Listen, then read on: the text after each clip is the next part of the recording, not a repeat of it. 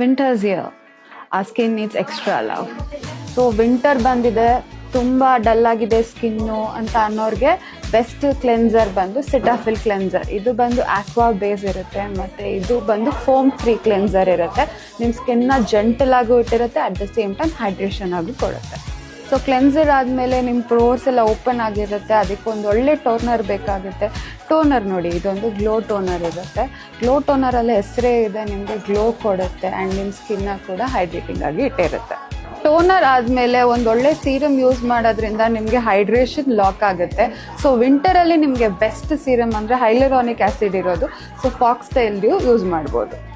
Serum ಆದಮೇಲೆ ಒಂದು ಒಳ್ಳೆ ಮಾಯಿಶ್ಚರೈಸರ್ ಕೂಡ ಅಪ್ಲೈ ಮಾಡಬೇಕಾಗುತ್ತೆ. ಒಂದು ಥಿಕ್ ಬೇಸ್ ಆಗಿರಬೇಕು, ಅದು ಕೂಡ ಆಕ್ವಾ ಬೇಸ್ ಆಗಿರಬೇಕು. Embryolisse is the best choice. Moisturizer ಆದಮೇಲೆ ವಿಂಟರಲ್ಲಿ ಕೂಡ ನೀವು ಸನ್ಸ್ಕ್ರೀನ್ ಅಪ್ಲೈ ಮಾಡಲೇಬೇಕು, ಮಸ್ಟ್ ಆ್ಯಂಡ್ ಶುಡ್. ಸೊ ಅದು ಹೈಲುರಾನಿಕ್ ಆ್ಯಸಿಡ್ ಇದ್ದರೆ ಇದ್ದಿದ್ದು great. So minimalistic is the best option.